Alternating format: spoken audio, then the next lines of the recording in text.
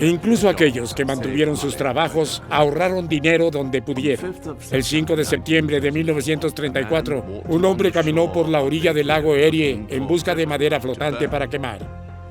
Poco antes de las 8 de la mañana, vio algo.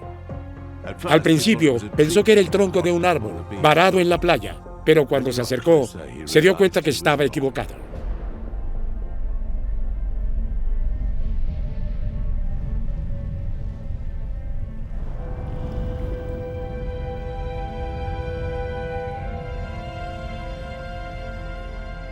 Calle 20 Este.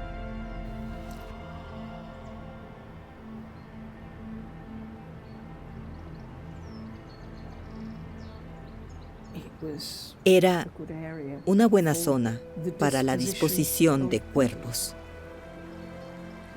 Podrías llevarlos al lago y esperar deshacerte del cuerpo con éxito.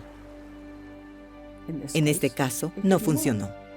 El cuerpo no estaba intacto, solo se encontró la mitad inferior.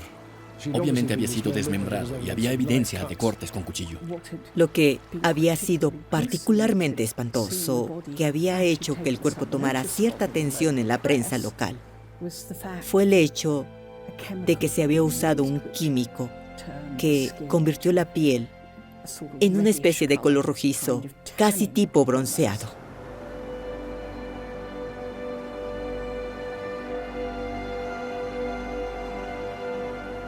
La policía registró el lago, pero no encontraron la cabeza o las manos de la mujer que faltaban, ni nada más que pudieran usar para identificarla. Y los detectives tampoco pudieron relacionar el cuerpo con ninguna mujer reportada como desaparecida.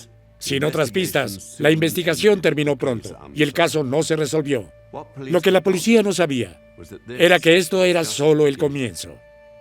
A fines de septiembre de 1935, poco más de un año después del descubrimiento de la dama en el lago, dos adolescentes jugaban a atrapar pelotas cerca de un páramo industrial conocido como Kingsbury Run. Lago Erie.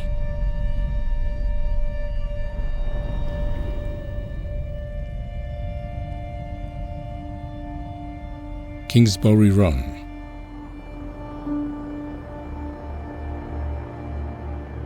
Kingsbury Run había sido una vez una de las áreas encantadoras y deseables en las afueras de Cleveland.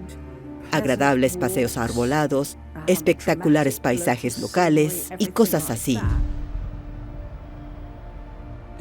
Así había ido cuesta abajo. Estamos hablando de los años de la depresión en los Estados Unidos. Tenía un paisaje industrial atravesado por vías férreas. Con tantas personas sin hogar llegando a Cleveland, buscando trabajo o buscando alojamiento, se están construyendo barrios marginales, y uno de esos barrios marginales era Kingsbury Run.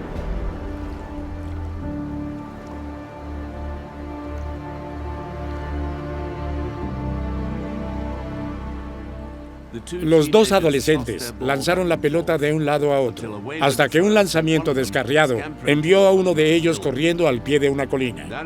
Y ahí es donde se encontraron los siguientes cuerpos, yaciendo entre la maleza y los arbustos, bastante despejados. Había dos hombres muertos.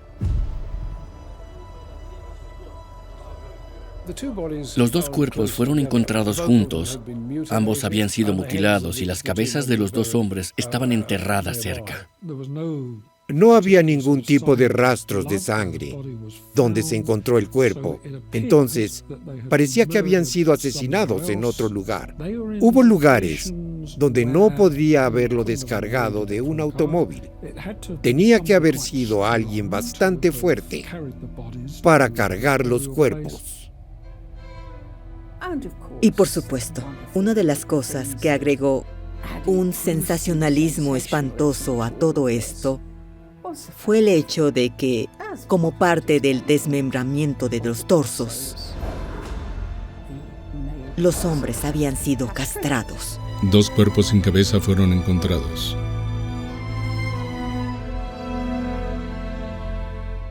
Los cuerpos fueron transportados a la morgue. Las autopsias revelaron que uno de los hombres llevaba muerto más de una semana, el otro por 2 o 3 días. La víctima más joven todavía estaba viva cuando le quitaron la cabeza. Inmediatamente se inició una investigación importante. 3 meses después, mientras continuaban las investigaciones, Elliot Ness comenzó a trabajar como nuevo director de seguridad de Cleveland. La ciudad ya tenía cierta reputación por el crimen y la violencia, y cuando comenzó 1936, no hizo más que empeorar. Cleveland nunca había visto algo así. Se habían encontrado 2 cuerpos en Kingsbury Run, un páramo industrial al sur del centro de la ciudad. Los 2 hombres habían sido decapitados y castrados. Sus cuerpos desnudos y limpios. Cuando comenzó la investigación policial, el misterio solo se profundizó. ¿Dónde habían sido asesinados? ¿Dónde habían sido almacenados sus cuerpos? ¿Cómo terminaron al pie de la colina? ¿Y por qué fueron atacados en primer lugar? Una de las víctimas fue rápidamente identificada por sus huellas dactilares. Su nombre era Edward Andrassy, de Cleveland, de 29 años. Ya era conocido por la policía. Era un bebedor, un peleador, un mujeriego. Era traficante de drogas y alcohol y era un problema para la policía. A menudo tenía roces con la ley, por ello era bien conocido por la policía. Era algo así como un gigoló. Y justo eso lo convertía en un objetivo creíble. Un motivo sexual estaba muy claro ahí. Así que eso podría ayudar a explicar una castración.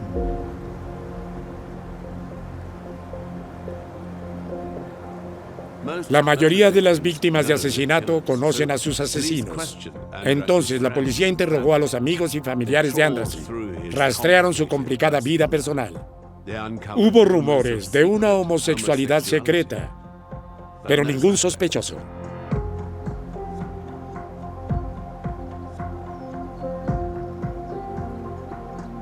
La policía no parecía llegar a ninguna parte con sus investigaciones. De hecho, durante un tiempo se pensó que posiblemente lo habían matado como resultado de uno de sus encuentros.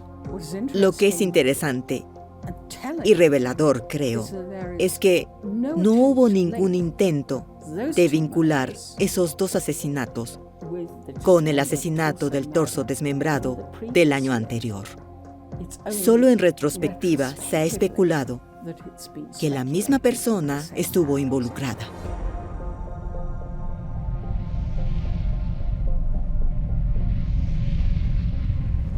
A principios del año de 1936 se encontró otro cuerpo. En el patio nevado de una fábrica en calle 20 Este, la policía descubrió 2 canastas. Envueltos en papel periódico y metidos en las canastas, había la mitad del torso de una mujer, 2 muslos, un brazo y una mano. 2 semanas después, la nieve derretida reveló el resto de su cuerpo arrojado a unas cuadras de distancia. Solo faltaba la cabeza. Nuevamente, las personas extrajeron huellas dactilares y nuevamente dieron con un hombre.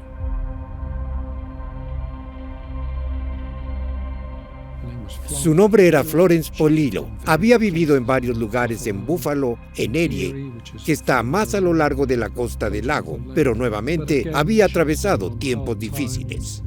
Se había casado 2 veces. Ella era alcohólica, tenía condenas por consumo y tráfico de licor. La policía examinó a los amigos y conocidos de Polillo. Rastrearon sus movimientos finales, pero nuevamente estaban frustrados. Su asesinato fue un acertijo que no pudieron resolver.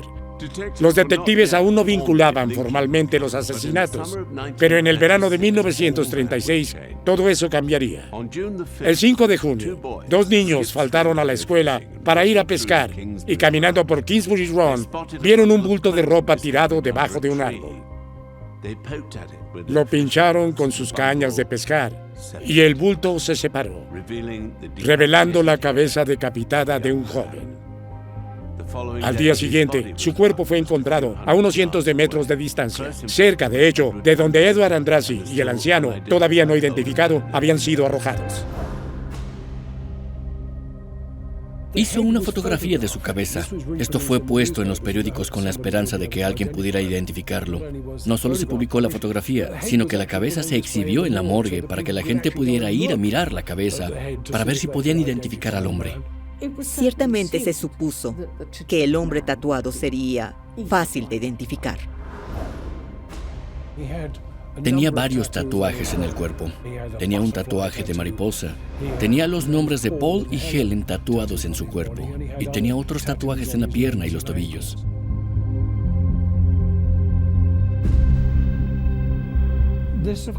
Esto, por supuesto, creó mucha publicidad, pero aún así, nadie pudo identificar al hombre.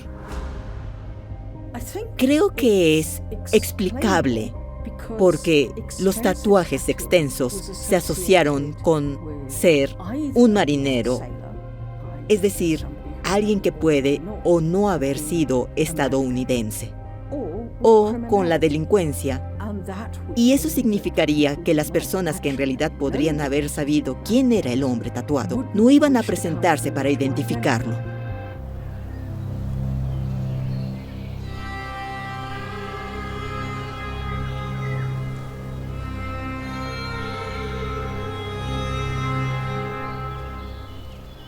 Ese verano se encontrarían 2 víctimas más.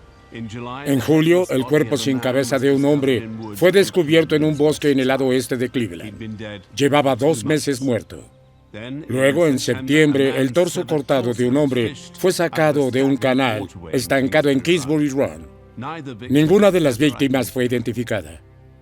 Ahora no cabía duda de que los asesinatos estaban relacionados. Un asesino fue el responsable, pero la policía no estuvo más cerca de un arresto. La prensa y el público se impacientaban.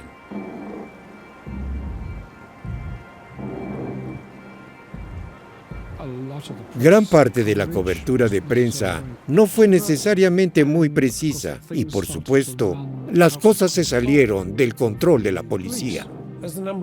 A medida de que aumentaba el número de víctimas, la prensa se volvió cada vez más crítica con la policía y con su incapacidad para identificar a este hombre. Habían llamado un demonio al asesino, el carnicero loco de Kingsbury Run. La presunción que promovían los periódicos es que era la misma mano. Hay suficiente evidencia para que capitalicen la idea de que era el mismo asesino. Y así mantienen a Cleveland en estado de alarma.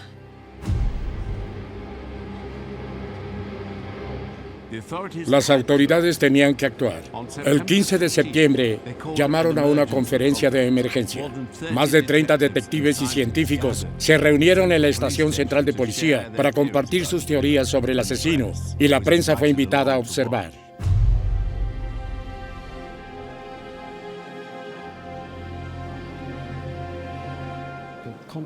La conferencia que llevó a cabo el forense para aclarar exactamente lo que se sabía y cómo se podían vincular los delitos y decidir si eran propiamente un asesinato en serie, no fue un simple resumen relacionado con los casos recientes.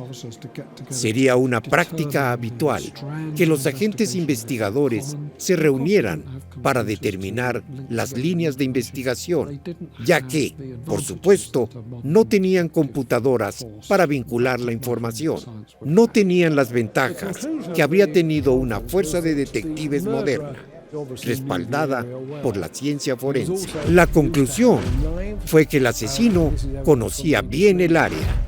Él estaba acostumbrado a manejar cuchillos, y esto es evidente por el desmembramiento de los cuerpos. Se dieron cuenta de que debía tener algunos conocimientos médicos por cómo descuartizó los cuerpos. Posiblemente se sugirió que era carnicero, cazador o médico. Entre los que asistieron a la conferencia, había 2 hombres que aún no estaban vinculados formalmente al caso. Sin embargo, pronto el director de seguridad, Elliot Ness, y el detective Peter Merylo dirigirían la investigación del carnicero de Kingsbury Run. Para uno de ellos, el caso se convertiría en una obsesión que jamás lo abandonaría. Para el otro, sería una mancha en su reputación que nunca podría borrar.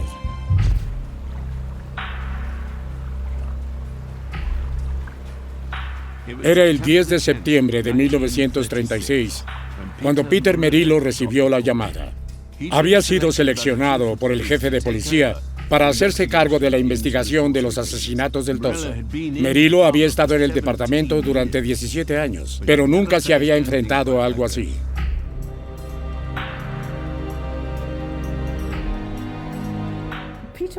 Peter Merylo era, en ese momento, uno de los detectives más exitosos del departamento de policía de Cleveland y está particularmente bien calificado. Vino de Ucrania, emigró a los Estados Unidos cuando era un adolescente. Se unió a la fuerza policial después de la Primera Guerra Mundial y, desde 1931, había sido detective. Era conocido por ser muy eficiente, bastante directo, franco y a veces muy poco convencional, pero era un buen detective. También tiene la gran ventaja de hablar varios idiomas de Europa del Este, porque la especulación era, esto está dirigido a extranjeros, por lo tanto, puede recoger chismes, hablar con la gente y esperar obtener pistas sobre las identidades de los torsos. Merylo no fue el único recién llegado al caso en septiembre. El alcalde de Cleveland ordenó personalmente al director de seguridad de la ciudad, Eliot Ness, que supervisara la investigación y pronto estuvo bajo presión para obtener resultados. El misterio de los torsos mutilados golpean la nación. Gracias al sensacionalismo del reportaje en la prensa de Cleveland, tenía a la sociedad de Cleveland aterrorizada, exigiendo que la policía haga algo. Entonces, el alcalde de Cleveland le dice a Ness, quiero que resuelvas esto, que te hagas cargo, que hagas algo. Y lo primero que hizo Ness fue llamar a Merylo y decirle, bueno, ¿hasta dónde has llegado? ¿Qué estás haciendo? Ness parecía haber reclutado su propio equipo especial para emprender su propia investigación. En estos días, una investigación criminal de este tipo estaría estructurada de modo que tuvieras una especie de roles claramente definidos. Y no parecía haber mucho de eso. Y tiene su propio equipo de investigación cuidadosamente seleccionado. Estos detectives solo le informarán a él, por lo tanto, tiene 2 líneas de consulta en ejecución. Parece que no todo lo que descubrieron fue transmitido a Peter Merylo. Y si especulamos más, quizás su experiencia en Chicago no fue necesariamente la que le dio las habilidades para emprender una investigación importante, cuando no sabía quién era el sospechoso. No compartieron todos los recursos y la información. Ness ciertamente le ocultó cosas a Merylo. Entonces, aquí hay un posible conflicto entre las 2 líneas de investigación.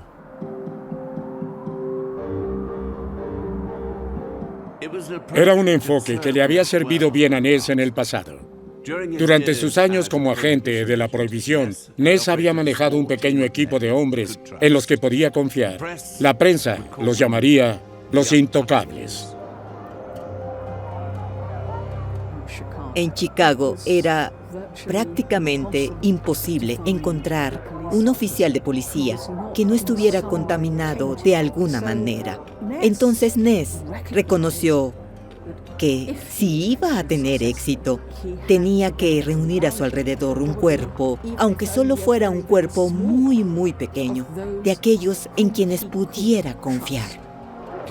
Y era una espina clavada en el costado de Capone, que uno de los secuaces de Capone le ofreció un soborno. Dejó 2 billetes de $1,000 sobre su escritorio y dijo, lo mismo todos los lunes si retrocedes. $2,000 en la moneda de hoy valdrían unos $35,000. Entonces, se le ofrecía eso como soborno todas las semanas. Nunca lo tocó. No podían ser sobornados, no podían corromperse y pasaron a ser leyenda. Eran hombres admirables porque la tentación de sus compañeros, de su forma de vida, habrá sido enorme. Se dice que en el momento del eventual arresto de Al Capone, Eliot Ness y su equipo habían sacado un valor de alrededor de $9 millones de las operaciones de Al Capone. De hecho, uno de los principales motivos por los que arrestaron a Al Capone fue porque probaron la cantidad de dinero que pasaba por su organización. Finalmente, recibió 11 años de prisión por evasión de impuestos, y eso, en realidad, rompió el poder de su organización.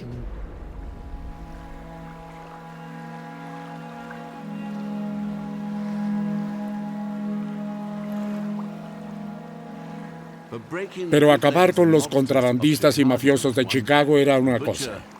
El carnicero de Kingsbury Run era otra. Ni la investigación de Merylo, ni la operación secreta de Eliot Ness habían disuadido al asesino.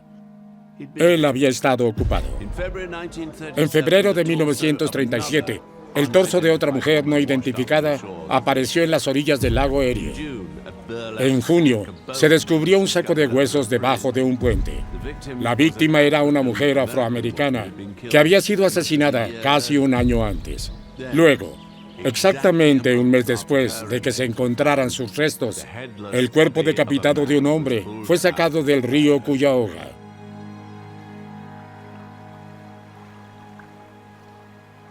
La policía habría estado buscando un patrón, por así decirlo. Entre las víctimas, ya sabes, había tantos hombres como mujeres. Una mujer negra, la mayoría del resto eran blancos. Es inusual que los asesinos hagan esto, en blanco y negro, hombre y mujer. Esto nuevamente es algo poco ortodoxo en la investigación criminal. Solo pudieron identificar a 2 de las víctimas, que de hecho es lo más difícil. No había un patrón lo suficientemente claro como para señalar un tipo de sospechoso o una buena línea de investigación.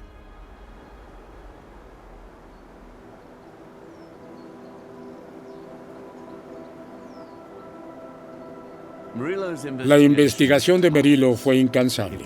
Siguió todas las pistas posibles, cada informe de persona desaparecida, cualquier informe de comportamiento sospechoso. Pero con cada nuevo asesinato, se encontraba haciendo las mismas preguntas y obteniendo las mismas respuestas insatisfactorias. Solo 2 de las víctimas habían sido identificadas. La policía volvió a las historias de Edward Andrassy y Florence Polillo una y otra vez, con la esperanza de encontrar alguna pista pasada por alto, alguna conexión inesperada, pero no encontraron nada. A pesar de todo el trabajo de Merylo, no estuvo más cerca de resolver el caso. El detective estaba convencido de que el asesino viajaba en tren, se mezclaba con la población de vagabundos y elegía a sus víctimas entre ellos. Durante años, Merylo insistió a sus superiores para que aprobaran un enfoque menos ortodoxo. Y en junio de 1940, la cuenta de asesinatos había llegado a 12. Finalmente, la solicitud del detective fue concedida. 2 torsos incrementan la búsqueda del asesino. Con la excepción de estos 2 individuos, Andrassy y Flo Polillo. El anonimato de los 10 restantes convence a Merylo de que no son de Cleveland, que son vagabundos, haciendo parada en los trenes, legal o ilegalmente. La gente viviría en vagones de tren, vagones de caja como ellos los llamaban. Hubo un asesinato muy similar que había ocurrido en Newcastle, que estaba más arriba de la vía férrea. La tarea de Merylo es ir a los niveles de la sociedad de donde se presume que provienen estos torsos, viajando en los trenes, viendo si puede detectar a un posible sospechoso o, de hecho, a una posible víctima.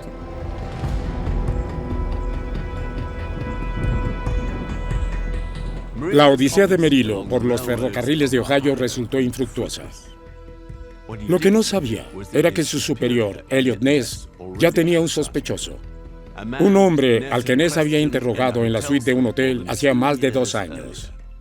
Un hombre que su equipo había mantenido bajo vigilancia. Un hombre que Ness creía que era el carnicero de Kingsbury Road.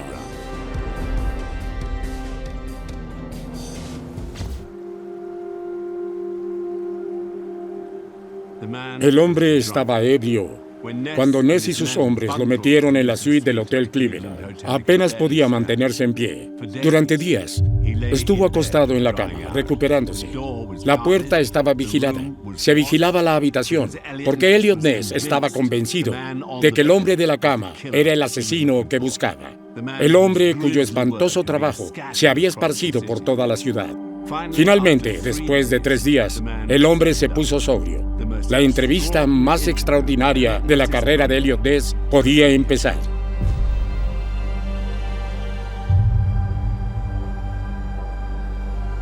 Los investigadores juraron guardar el secreto sobre este hombre y estaba claro que tenía una especie de personalidad esquizoide. Había sido un alcohólico severo, tenía problemas con las drogas.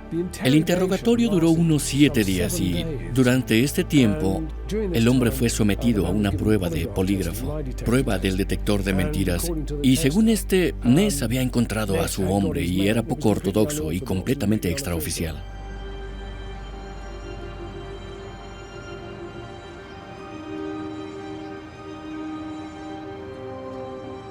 La identidad del hombre en la habitación del hotel fue un misterio durante décadas.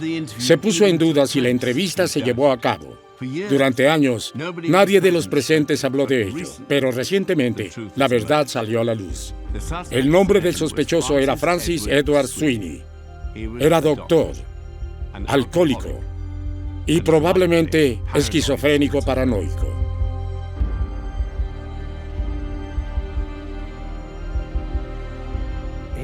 Nació en 1894. Fue a la escuela de medicina y se graduó. Y cuando tenía unos 26 o 27 años entró en prácticas. Pero era una especie de caso psiquiátrico, casi desde el principio. Se casó y por su comportamiento amenazó con violencia a su esposa y ella se divorció de él en 1934.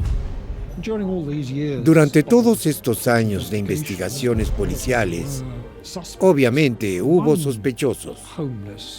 Un hombre sin hogar describió cómo un médico le había ofrecido una comida y un par de zapatos nuevos, pero cuando había estado comiendo, de repente comenzó a sentirse muy mareado, como si hubiera sido envenenado, y el hombre se escapó.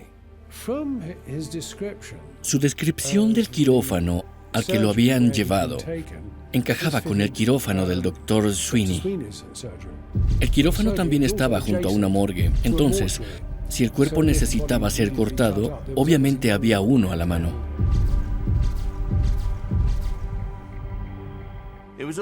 Todo fue evidencia circunstancial, pero nunca se ha encontrado un sospechoso más convincente. Ness estaba seguro de la culpabilidad del hombre, pero no tenía pruebas. La prueba del polígrafo no era admisible en la corte, y el detective Merillo había luchado durante mucho tiempo con la falta de testigos y pruebas físicas. Y hubo otra complicación también.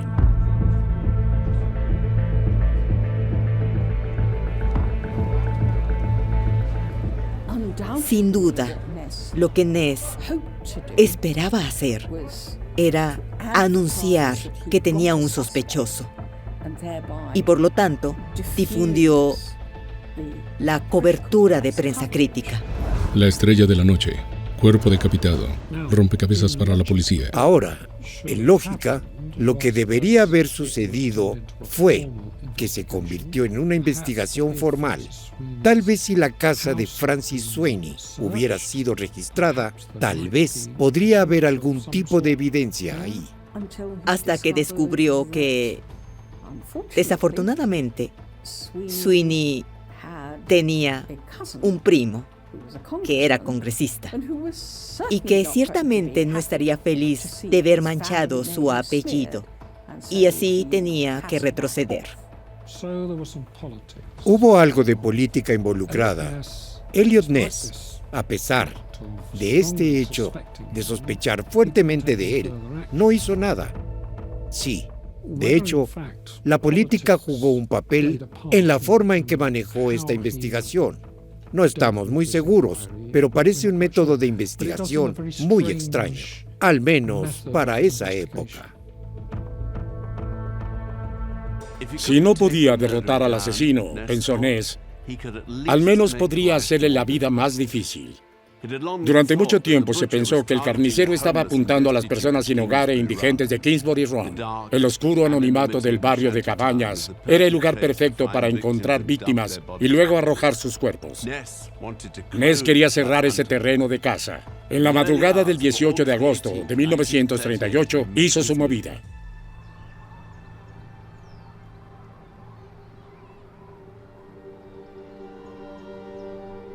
Ness decide que está bien. Si no podía arrestar a nadie, lo que podía hacer es una forma de lo que podría llamarse limpieza extrema de barrios marginales.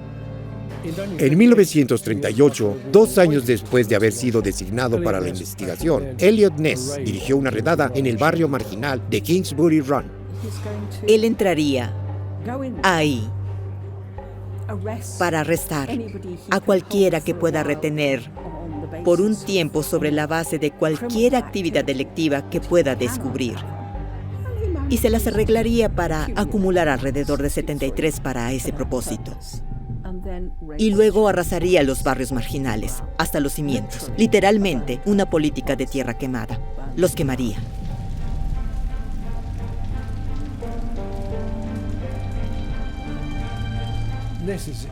La idea de Ness detrás de esta solución un tanto brutal era que esto privaría al asesino de una fuente para sus víctimas. El incendio de Kingsbury Run y las otras áreas de barrios marginales causaron en Cleveland, por un tiempo, un problema muy real de reasentamiento y realojamiento. Y, en realidad, no provoca un arresto, ni nada que pueda justificarse.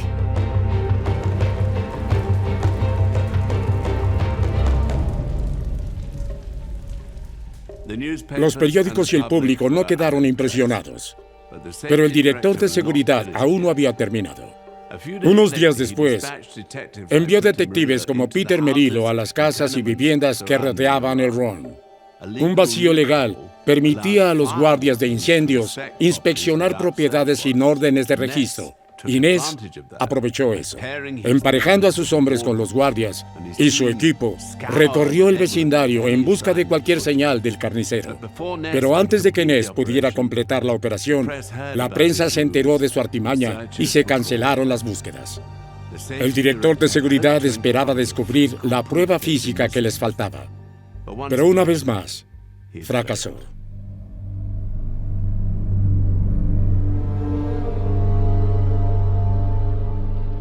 Ness nunca se recupera de su fracaso en Cleveland. Su primer matrimonio se rompió, los matrimonios posteriores no tuvieron éxito.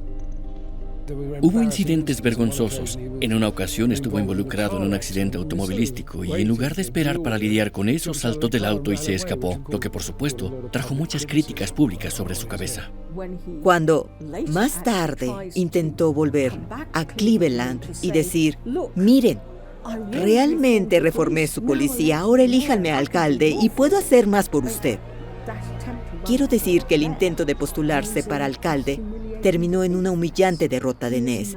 Fue un hombre en gran parte olvidado, considerado en muchos sentidos, con razón, autor de su propia ruina.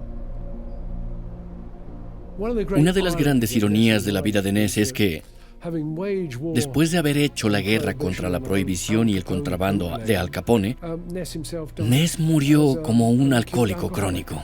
Tenía solo 57 años cuando murió. La reputación de Eliot Ness en Cleveland fue envenenada por el caso Torso. Murió en 1957.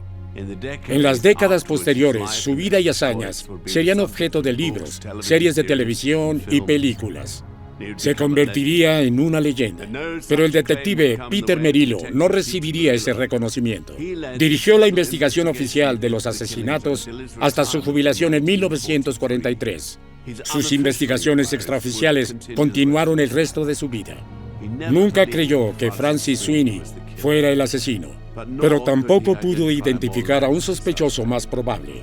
Sweeney murió en 1964, después de décadas entrando y saliendo de hospitales psiquiátricos. Si él era el asesino, se llevó sus secretos a la tumba.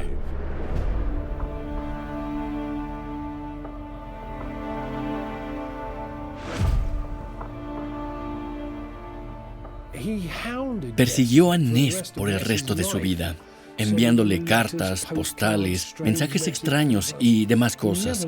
Nunca perdía de vista a Ness.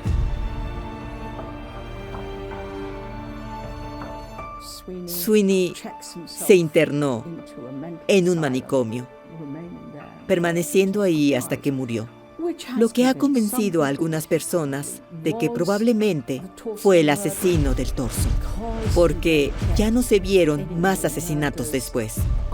Se hizo una correlación que ciertamente no se mantendría en un tribunal de justicia.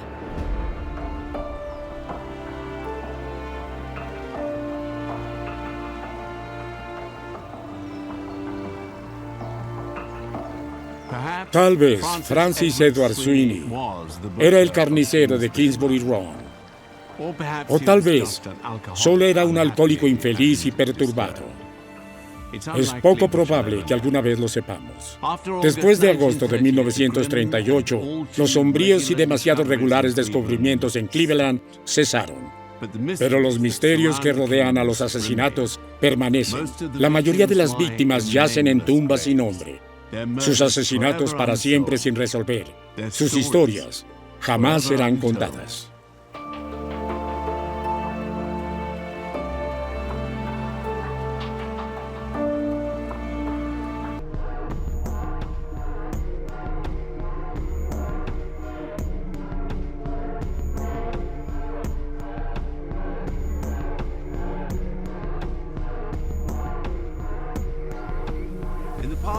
En las partes de Escocia, que eran puntos de caza, el nombre de Peter Manuel todavía puede provocar un escalofrío. Él era, como Manuel mismo se describió, la más repugnante bestia sobre la tierra.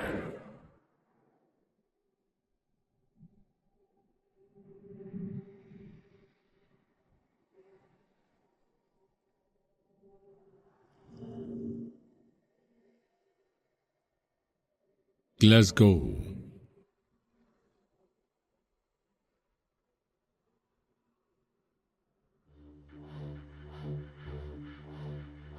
La ciudad más grande de Escocia fue una vez uno de los principales puertos de Europa.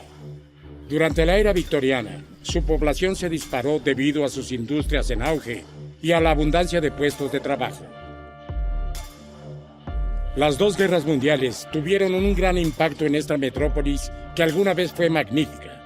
Y en la década de 1950 era una ciudad con mala suerte. El alto desempleo, el aumento de la delincuencia, la depravación y la pobreza pasarían factura a sus habitantes. Todo en él era negro entonces. Era la ciudad negra definitiva. La gente vivía en viviendas espantosas, todos encima uno del otro. No había baños. Se estaban cayendo las casas. En realidad podías abrirte camino a patadas a través de las paredes, porque el estándar de construcción era muy bajo. Glasgow en ese momento estaba comenzando a experimentar un periodo de cambio en relación con la vivienda, la limpieza de los barrios marginales, los bloques de pisos que comenzaban a construirse. Todavía quedaban algunas de las comunidades locales en Glasgow y sus alrededores que conservaban su propio sentido de identidad, y fue en ella donde Peter Manuel vivía con sus padres. Peter Manuel conoce a una chica llamada Anna O'Hara. Estaban listos para casarse en el verano de 1955. Todo parecía bien para la feliz pareja, pero no todo era lo que parecía. Ella era lo que se conoce como Blippi, una conductora de autobús. Ella y su madre fueron tratadas con el lado encantador de la psicopatía de Peter. Y él fue muy atento. Era un completo caballero. Estaban a punto de comprometerse, y ella comenzó a recibir cartas anónimas sobre Peter Manuel, diciendo: no sabes con quién estás comprometida, no conoces a este hombre, tiene un pasado terrible y oscuro. Ella quería que él fuera a confesarse para asegurarse de que estaba en el camino de la rectitud. Y cuando él no lo hizo, se negó a seguir adelante con el matrimonio.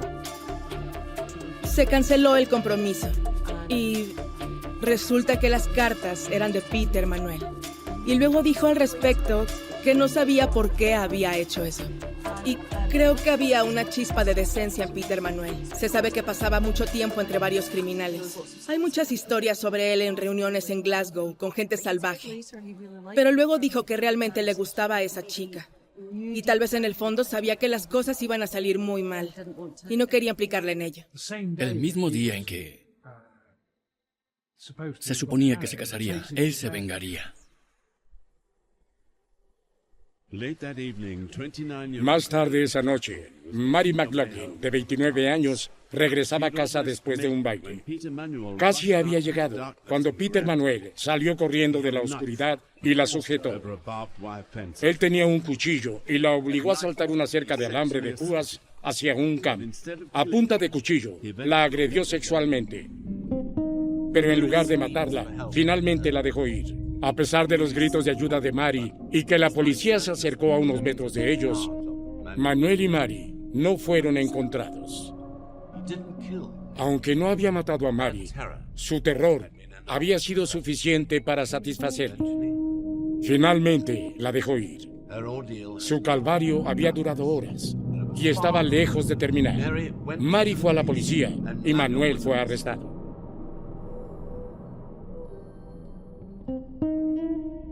Se le acusó de violación. Se fijó fecha para el juicio. Y sin educación formal ni conocimiento real del sistema legal, Manuel decidió defenderse. Damas y caballeros del jurado, ustedes han escuchado las bellas palabras de mi estimado colega de la Fiscalía. Han oído a mi acusador. Y han oído a la policía. Ahora, es hora de que escuchen la verdad. Mary y yo hemos sido amigos durante mucho tiempo. Más que amigos, de hecho.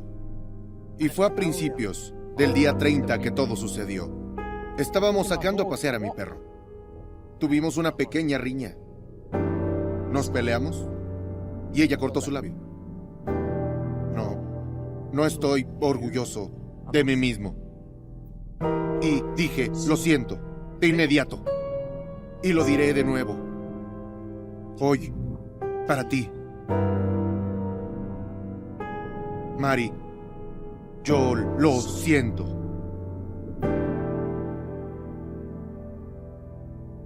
Hicimos las paces. Y dije, vamos a echar un vistazo a esas trampas, ya sabes, para conejos. Así que vamos al campo. Para entrar, hay que trepar por un alambre de púas. Y se hizo otro pequeño corte. Realmente estaba en guerra esa noche. Como sea, no había conejos. Entonces, nos sentamos y fumamos. Y luego, vemos que viene este tren. Y de repente Rusty, mi perro, lo va persiguiendo como un gato pequeño. Tenía que hacer algo.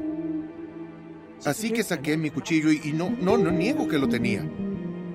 Y lo tiro en otra dirección para tratar de distraerlo. Ese cuchillo salvó a mi perro.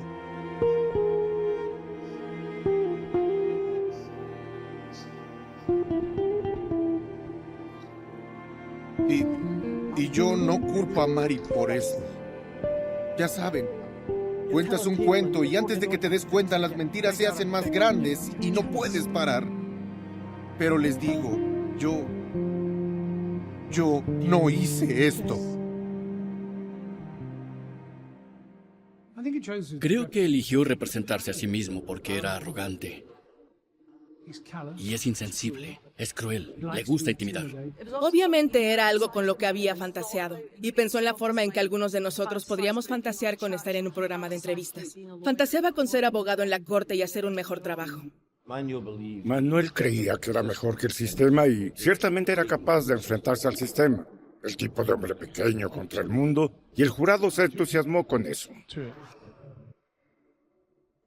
Di la verdad, porque te hará libre. Obtuviste la inteligencia de tu padre. Sí, y me parezco a mi madre. Aunque no sabía cómo te las arreglarías ahí. Estaba tan asustada. Dije la verdad, Ma. Le mostraste a esa chica quién manda. Danos otra copa de esa delicia, Pa.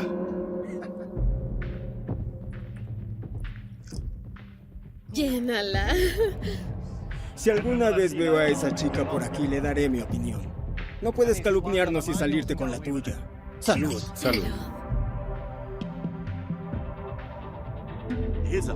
A sus ojos, Manuel había demostrado su genio.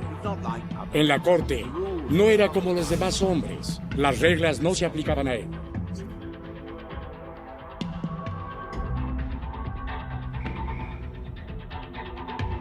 Manuel nació en Nueva York en 1927, pero el intento de su padre por el sueño americano no tuvo éxito. La familia se mudó de regreso al otro lado del Atlántico. Cuando Manuel era solo un niño, se establecieron de forma permanente cerca de Glasgow en 1945. Para entonces, el adolescente Peter Manuel había encontrado un alojamiento alternativo a la edad de 16 años. Lo habían enviado a Boston, una escuela correccional para jóvenes delincuentes. Manuel se había volcado temprano al crimen. A medida que pasaban los años, se graduó en delitos cada vez más graves. En 1946, fue arrestado por 15 cargos de allanamiento de morada. Mientras estaba bajo fianza, pagada por su padre, Manuel agredió sexualmente a 3 mujeres en menos de una semana. Estando en el tribunal, fue declarado culpable de violación. Fue condenado a 9 años de cárcel. Manuel se había convertido en un hombre de temperamento feroz y un sentido aún más feroz de su propia superioridad. Era un fantasioso que se jactaba ante sus compañeros de prisión de que era un boxeador campeón, que su padre era un mafioso.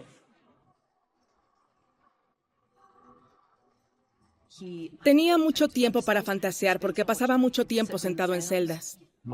Manuel había ido al cónsul americano en Glasgow porque dijo que tenía algo de gran importancia para la seguridad nacional estadounidense, a lo cual asombrosamente le creyeron. Lo llevaron en avión a Risley y el FBI lo entrevistó y dijo que el hombre es un fantasioso. Contó historias como que estaba en un avión y que no podía aterrizar, y logró aterrizar el avión a pesar de que nunca había estado en uno, o volado en uno. Quiero decir que no eran muy buenas historias. Manuel pudo haber estado viviendo en un mundo de fantasía, pero sus acciones definitivamente tuvieron consecuencias duraderas en la vida real. Una tarde, a principios de 1956, un hombre paseaba a sus perros por el campo de golf de East Kilbride cuando vio algo. Era una niña, tirada en el suelo cerca del campo de golf. Al principio pensó que estaba tomando el sol, pero pronto descubrió la verdad. El cuerpo fue identificado como Ann Nealon, de 17 años. Ella había estado desaparecida durante 2 días. El asesino, según determinó la policía, había pasado algún tiempo con el cuerpo después de muerto, reacomodándolo, regodeándose de lo que había hecho. Annie Nealon era una chica normal y agradable que recién comenzaba su vida. Y ella estaba en el lugar equivocado, en el momento equivocado. Lo que podemos rastrear de los forenses es que ella corrió 1 milla para alejarse de esta persona. Ella perdió los zapatos. Quiero decir que debe haber sido una carrera frenética. Parte de su maquillaje sugiere que le gusta infligir terror. Esto eleva su sexualidad.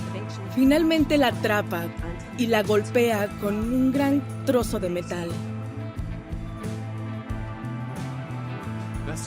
La investigación pronto se centró en Peter Manuel. En el momento del asesinato, estaba trabajando con la junta de gas en un sitio al lado de la cancha de oro. Cuando la policía vino a pedir información, se aseguró de que lo recordaran, como si estuviera tratando de cultivar sospechas.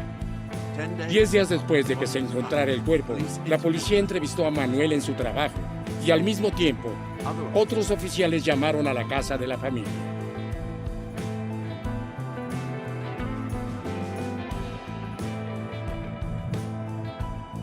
...32... 4th Street.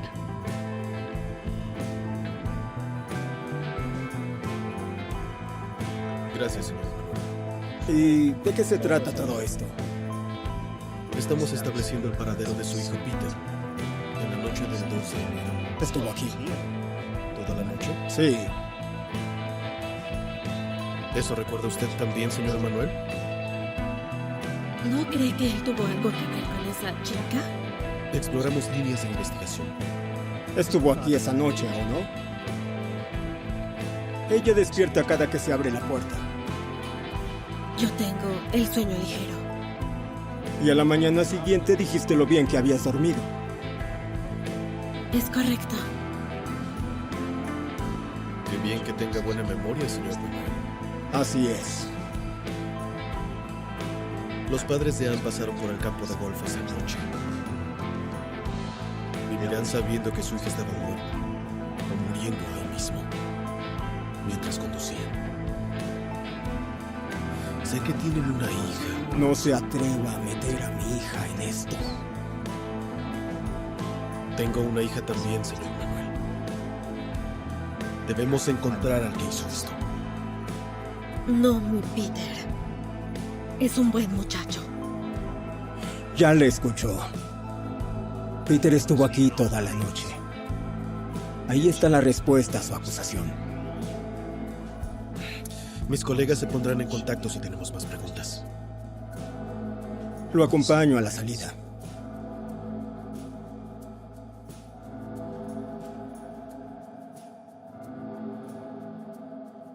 Gracias por el té, señora Manuel.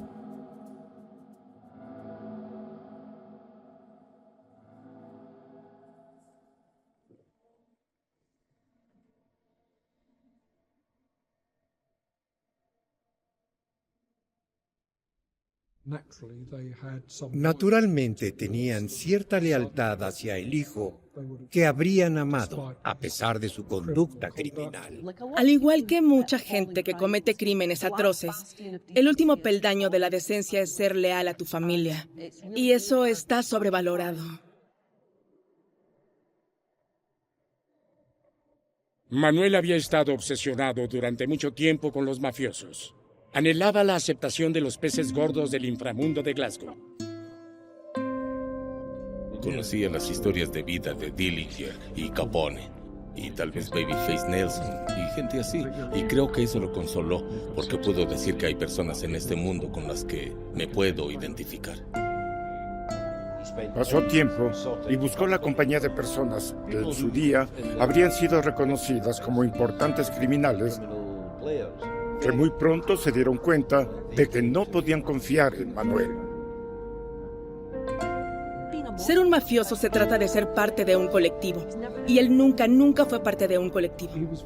Era extravagante, atraía la atención y lo último que quiere un criminal profesional es alguien que se destaque y llame la atención sobre sí mismo. En marzo de 1956, se asoció con otro delincuente de bajo nivel. Su plan era robar la cantina de una mina de carbón cercana. Pero se avisó a la policía y ambos hombres fueron arrestados y puestos en libertad bajo fianza. Se fijó una fecha para el juicio para ese octubre. En los próximos 6 meses de libertad, Manuel estaría ocupado durante el verano. Cometió una serie de robos menores y allanamientos. Pero a medida que se acercaba su posible encarcelamiento, Manuel se volvió más audaz.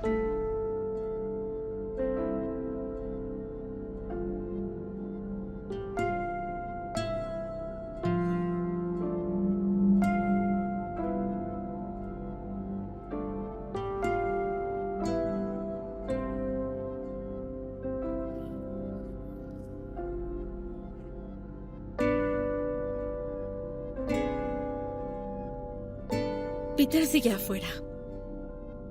Sí.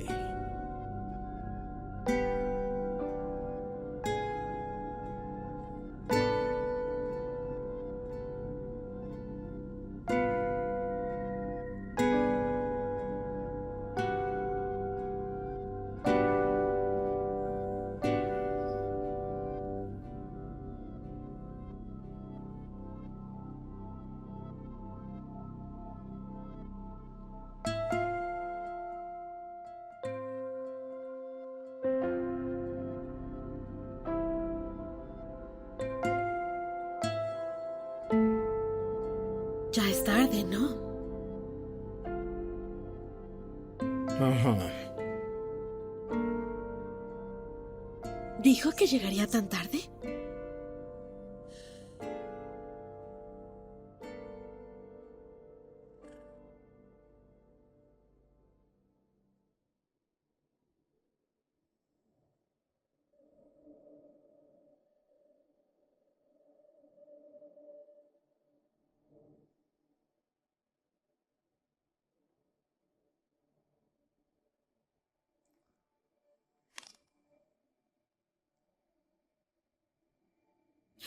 Creo que voy a tender su cama. Bridget. Con suerte. Él llegará en el momento en que termine. ¿Me dejarás leer mi periódico en paz? Si regresa tarde, puede tender su cama. Es un hombre adulto.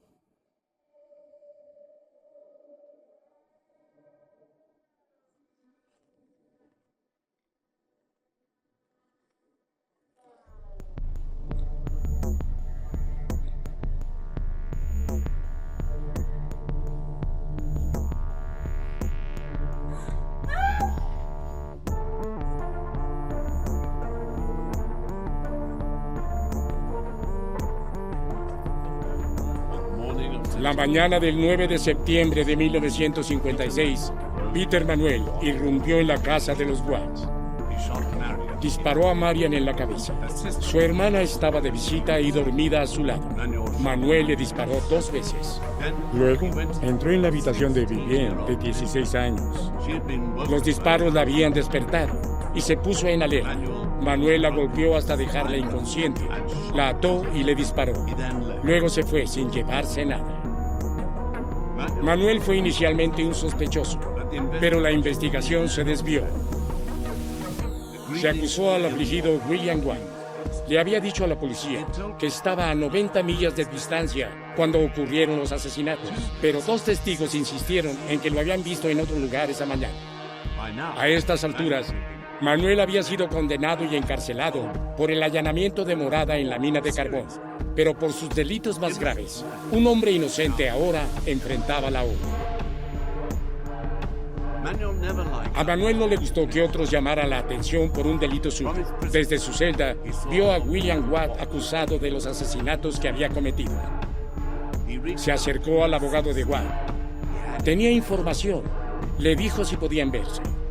El riesgo de incriminarse a sí mismo no era nada comparado con la emoción de revivir sus crímenes. Pero la arrogancia y necesidad de atención de Manuel ayudaron a salvar a William Watt. El abogado acosó a la policía para que volviera a mirar a Manuel, ya que a pesar de sus mejores esfuerzos, los investigadores habían encontrado poco para atribuir los asesinatos a Watt, sin arma y sin motivo. Cuando lo investigaron a fondo, se dieron cuenta de que era imposible que él hubiera hecho eso. Su auto no había salido del estacionamiento y todo estaba cubierto de escarcha. Los hijos de su cuñada todavía creían que William Watt tenía algo que ver con eso. Otras personas piensan que es un ultraje incluso sugerirlo. William Watt definitivamente no cometió estos asesinatos. Algunas personas hasta el día de hoy dicen que él ayudó a organizar todo, pero no creo que haya ninguna prueba de eso. Siempre me inclino a creer que fue más complicado que alguien que se volvió loco. Peter Manuel tendría que esperar casi un año más. Salió de la prisión de Bar Laney el 30 de noviembre de 1957.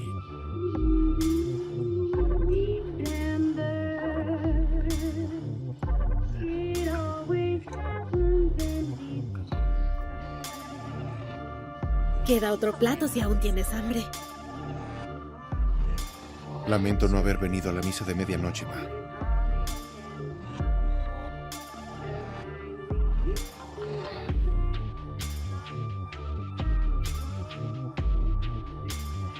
Feliz Navidad.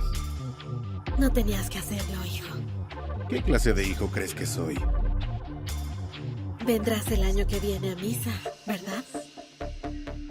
Lo prometo. Oh. Una bufanda. Oh. Es muy hermosa. Gracias. Eres un buen muchacho. Lo eres. Sus padres esperaban que fuera un hombre reformado, aún lo suficientemente joven como para cambiar su vida. Esos regalos generosos, sin embargo, eran todas cosas que él había robado. Y solo 3 días después de Navidad, Manuel volvió a matar.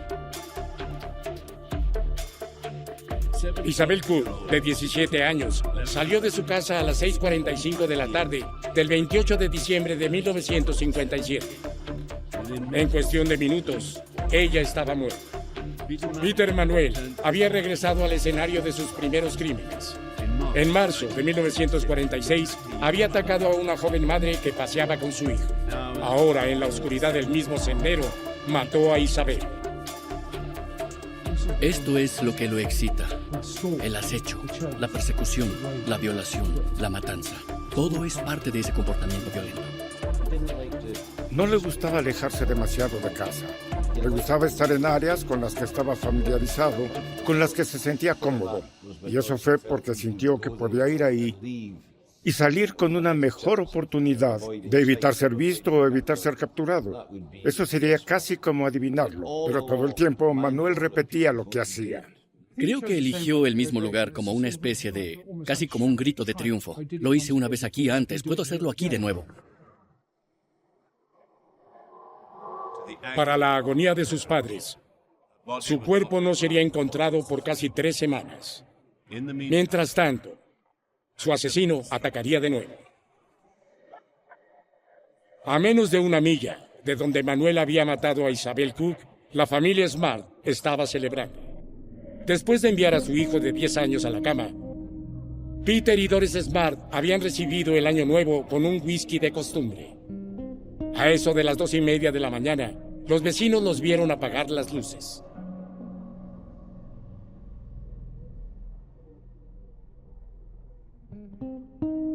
Durante la semana, habían permanecido ocultos. Manuel había regresado repetidas veces a la casa. Había comido su comida, dormido en su sofá, alimentando a su gato. Al robar el auto de la familia, incluso se sintió lo suficientemente seguro como para detenerse y llevar a un policía. ¡Qué inteligente debe haberse sentido Manuel! ¡Qué invencible! Esta vez, sin embargo, había cometido un error.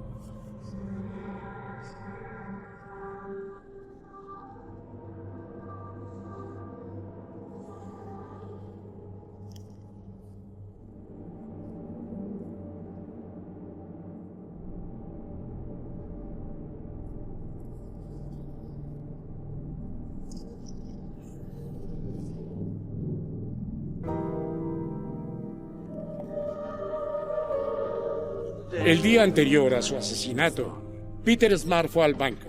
Había recibido su salario mensual y retirado 35 libras en billetes nuevos.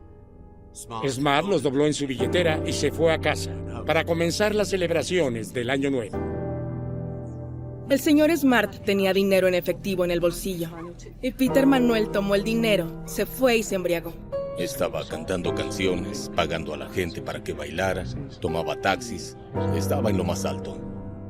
Y estuvo presumiendo a todos en el pub. Y está diciendo, miren estas notas numeradas secuencialmente, es un cerebro criminal. Pensó que era lo suficientemente inteligente. Cuando finalmente descubrieron a la familia Smart, la policía automáticamente sospechó de Manuel. También fueron informados de que Manuel había ganado dinero repentinamente el día de Año Nuevo. Los investigadores rastrearon las notas. Sus números de serie coincidían con las de Peter Smart. Por fin, La policía tenía pruebas que vinculaban a Manuel con el crimen.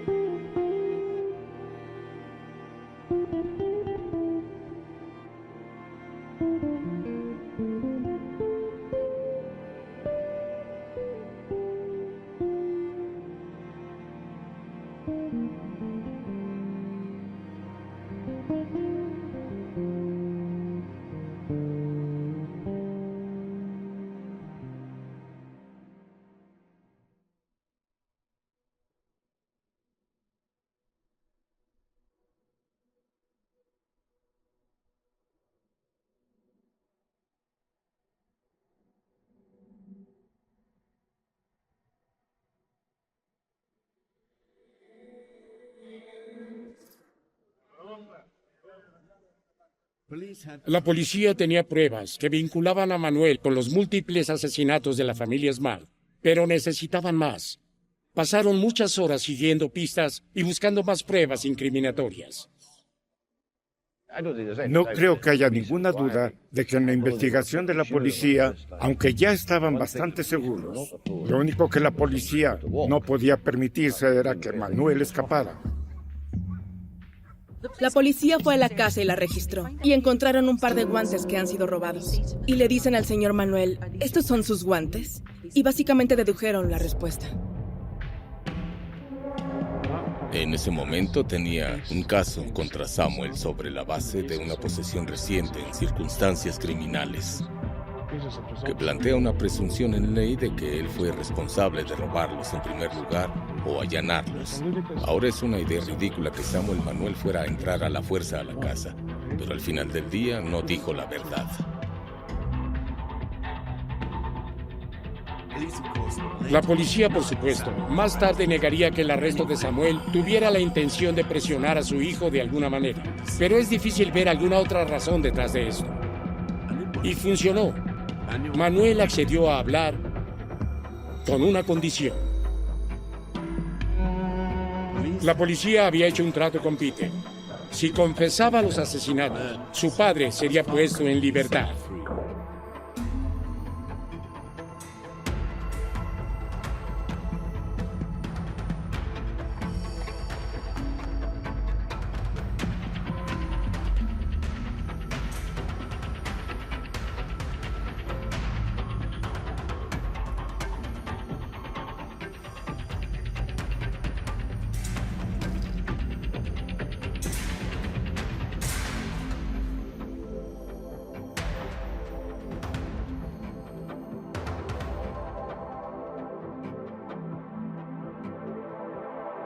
¿Cómo están?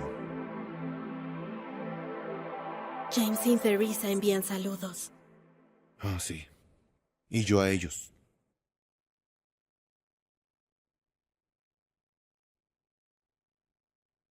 ¿Todo bien, pa? Estoy bien. ¿Ya se pueden ir? Aún no. Dije que ya. Depende de ti, Peter. Será mejor que sepan que esto no se quedará así. Mi papá es uno de los mejores hombres de la planta de gas. No digas una palabra, hijo. Estaré bien. ¿Querías hablar con tu madre?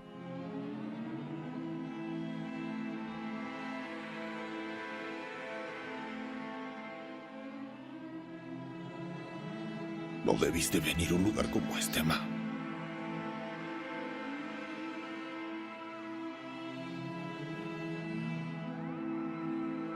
Oiga, él no les dirá nada. Samuel. Coerción, eso es lo que es. Hablaré con mis abogados. ¡Basta!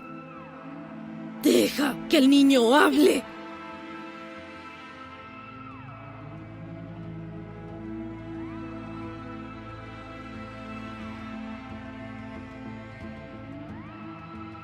Sé que no es fácil para ti contarnos cosas.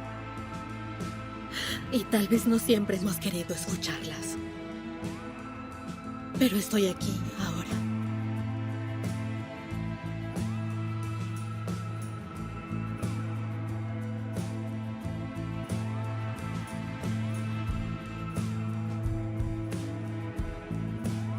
He hecho terribles cosas.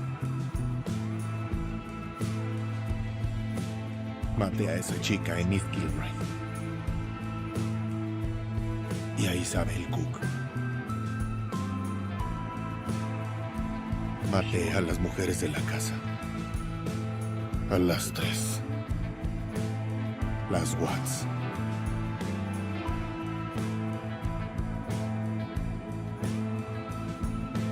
Yo lo hice.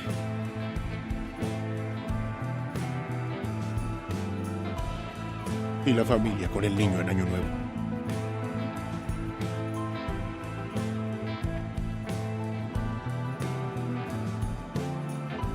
Ni siquiera sé cómo fue que pasó.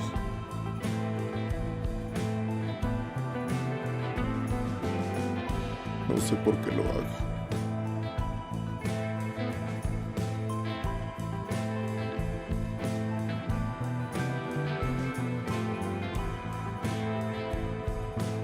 La confesión de Manuel parecía ser exactamente lo que la policía necesitaba para asegurar su condena. Después de tener tiempo para contemplar su posición, Manuel decidió que intentaría usar las tácticas policiales en su contra en el juicio, alegando que había presiones ilegales detrás de su confesión. Era una apuesta de alto riesgo. Perdía y lo colgaría. Y Manuel aún no había terminado de apostar. Su juicio comenzó en Glasgow ese mayo con los ojos de la nación en la corte. Manuel no pudo resistirse a tomar el fondo. Despidió a sus abogados. Una vez más, se encargaría de su propia defensa.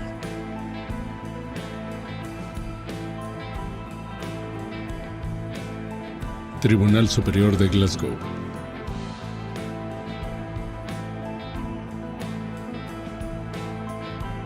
La mitad de la audiencia esperó toda la noche para entrar a la corte. El resto se fue porque ya no pudieron escucharlo, y él estuvo ahí por 6 horas.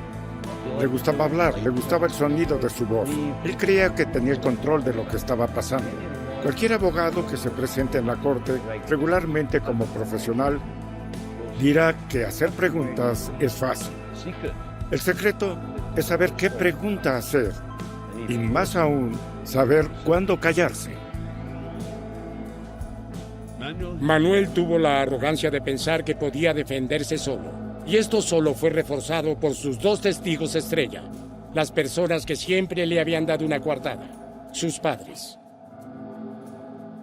Su padre fue optimista y mintió, y le dio una coartada, y básicamente solo dijo tonterías con indignación, que es la peor manera de mentir. Dijo que parecía como si hubiera estado drogado o hubiera estado bebiendo. No escuchó a su hijo decir nada en cuanto a confesiones. Nada, la policía inventó todo esto. Los 2 pensaban que todo estaba muy bien, y ambos estaban riendo, y todos en la corte los odiaban. Él realmente no tenía idea de cómo iba a llegar.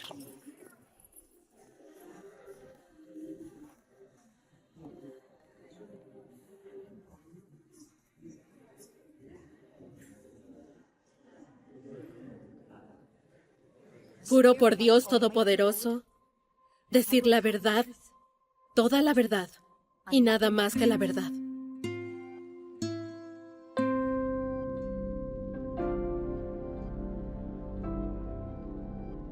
¿Puede confirmar su nombre para la corte? Soy la señora Bridget Manuel. ¿Y su edad? 54. Y vive en el 32 4th Street, Uddingston. Así es.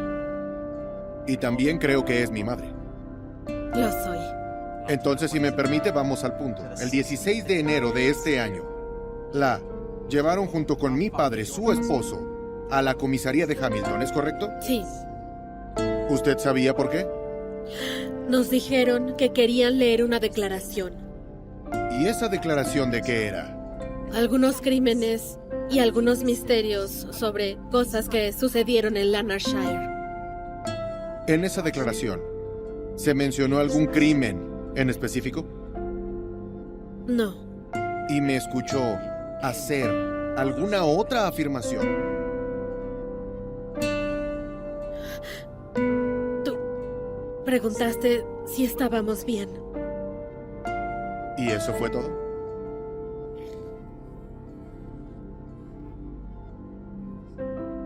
Dijiste que no sabías cómo sucedieron estas cosas o qué te hizo hacerlas. ¿Qué le hace pensar que dije eso? Te escuché. No pudo ser un policía. ¿A quién oyó? Creo que te oí. Pero pudo haber sido. No pudo ser un policía a quien oyó. Creo que fuiste tú. Es a lo que trato de llegar. Es un hecho que cree que me oyó decirlo o que yo lo dije. No lo sé. Me escuchó definitivamente y claramente decir esto. No sé qué me hace hacer estas cosas. Te escuché decirlo, Peter.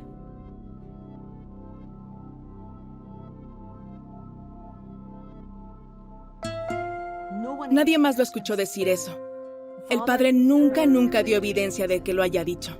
La policía no mencionó que lo dijera. Entonces, ¿la señora Manuel mintió bajo juramento porque siente que tiene que proteger a la gente de su hijo? Es un conflicto realmente fascinante. Nunca he visto nada que sugiera que ella era más que la mitad de una mujer decente. Y debe haber estado terriblemente desgarrada por este deseo de hacer algo para ayudar a su hijo. Y la comprensión de que en realidad estaba más allá de cualquier tipo de ayuda que ella podría dar. Ella había hecho un juramento sobre la Biblia. Su lealtad realmente era a la decencia y a decir la verdad. Simplemente como ser humano, podrías pensar que tus hijos se han descontrolado. Podrías pensar que habían hecho cosas que estaban mal. Pero si tu hijo o hija se sentara frente a ti y confesara ese tipo de crimen, ¿cómo reaccionarías?